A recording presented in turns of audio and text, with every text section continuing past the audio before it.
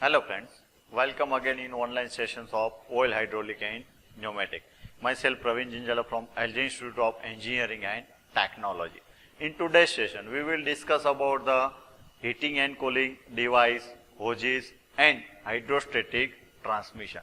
So in today's session, we will discuss about what is heating and cooling device, what is requirement of heating and cooling device.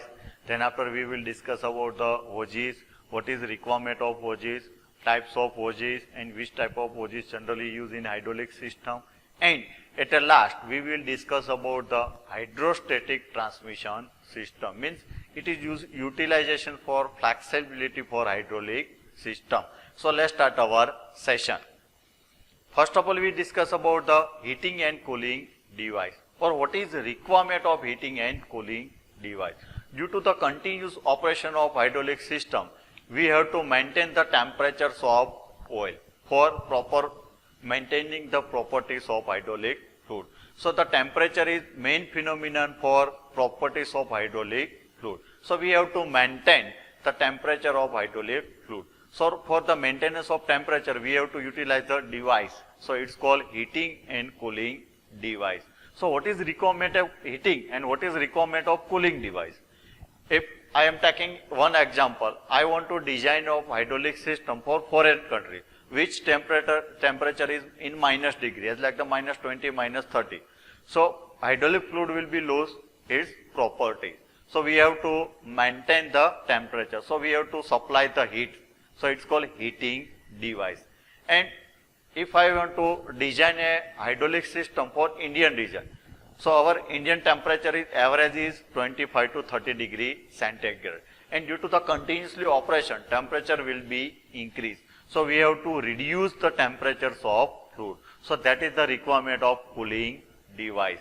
For heating and cooling device, we have to utilize the one types of heat exchanger. So we can also say that heating and cooling device, it is one types of heat exchanger used for exchange the heat from fluid to the atmosphere or from atmosphere to the fluid according to the requirement. So there are the many types of heat exchanger used for hydraulic system as like the heating and cooling device. And we can also select the heating and cooling device according to our according to the application or according to the availability of heating and cooling device. So the heat exchanger generally used for as a heating and cooling device. There are the mainly two types of heat exchanger, regenerative and recuperative type heat exchanger. Regenerative or recuperative heat exchanger basically used for heating and cooling device in hydraulic system. Recuperative type heat exchanger also subclassified as a plate and tubular, and plate type heat exchanger also classified as a plate fin type, plate coil type or spiral type. So this is the animation of plate type heat exchanger, in which many plates are specially spaced and located, and we supply the fluid from hot side and we get the cold fluid from outside, and vice versa we can also utilize. So this is the example of plate type heat exchanger. Tubular heat exchanger also subclassified as a single, double tube type, silent tube type and fin type. So this is the example of double pipe heat exchanger, in which one fluid will be passed to the one tube and second fluid will be passed to the second tube. According to requirement, we can also select or we can also pass the hot and cold fluid. If we require the cooling device, so we have to pass the hydraulic hot fluid to the inner pipe and we have to supply the cold fluid to the outer tube, and we can also exchange the heat.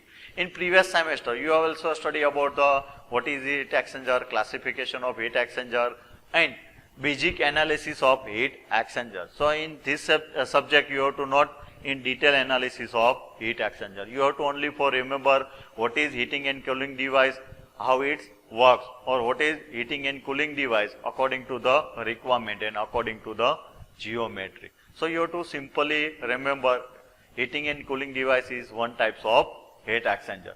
Next example is cell and tube heat exchanger. According to requirement, we can also pass hot fluid and cold fluid. In cell and tube type heat exchanger, one hot fluid will be passed to the in cell and cold fluid will be passed to the tube, or we can also vice versa. We can also pass the hot fluid to the tube and cold fluid to the cell, and all fluid will be flow in zigzag way by utilization of baffles. So it is the advantages to the improve the heat transfer rate. Next is regenerative type heat exchanger. We can also pass the heat and store the heat, and we can also utilize the heat, or we can also same as like utilization for cooling fluid. So this was about your heating and cooling device. Now we will discuss about the hoses. It is used for hydraulic system for transfer of fluid from one point to the another point. Let's take one example. In JCB, we have to transfer the fluid, pressurized fluid, from engine to the pump, or pump to the actuator, or we can also say to the cylinder. So we have to require the flexible system to the transfer the pressurized fluid from one point to the another point. So in hydraulic system, transfer of fluid from pump to the system component and system component to the reservoir, we have to utilize the hoses. So it's called one types of flexible system for transfer of fluid. In hydraulic system, generally pump will be supply the pressurized fluid to the system by utilizations of hoses, and it is many types of hoses available in market according to construction, according to requirement, or according to application we have to select. And this is also diagram of different types of hoses, and it is also select according to the end portion or end joint of hoses. Now we will discuss about the types of hoses. First one is SAE standard hose. It's also called SAE 100 R1. It is the higher pressure hoses used in hydraulic system, and it is mostly used for the petroleum based or water based fluid and designed to power generate industrial application. This is the construction, and it is also used in multi-layer. First layer is fiber, or we can also say the rubber, then after the metal layer, then after the fiber, and different layer. According to requirement we have to select and we have to manufacture. And operating temperature range of SAE standard is minus 40 degree centigrade to the 100 degree centigrade. Second hoses is standard high pressure hoses. It is used at a higher pressure, as like in transporting the mineral and hydraulic oil or water oil emulsion. So it is used for the higher pressure, and it is also one types of multi-layer hoses, and also used in oil industry for transfer of high pressurized oil from one point to the another point. And next application is about in agriculture. In agriculture field, we have to also utilize the standard high pressure hoses, and it is generally used for heavy loading capacity of hydraulic system.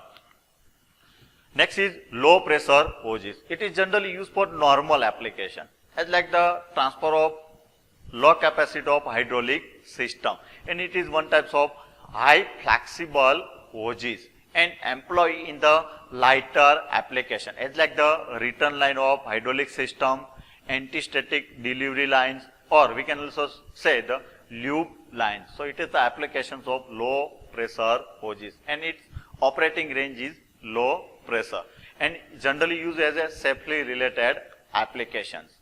Next one is steel wire, or we can also say the steel wire braid hoses. It is also used for increase the strength of hoses, as like the diagram.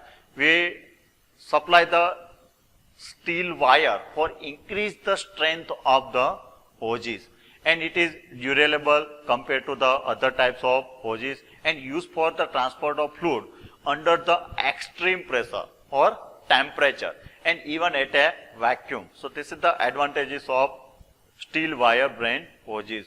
We can also use at a higher pressure, higher temperature, as well as at a vacuum, and it is generally used in oil field, mining, and heavy industrial applications.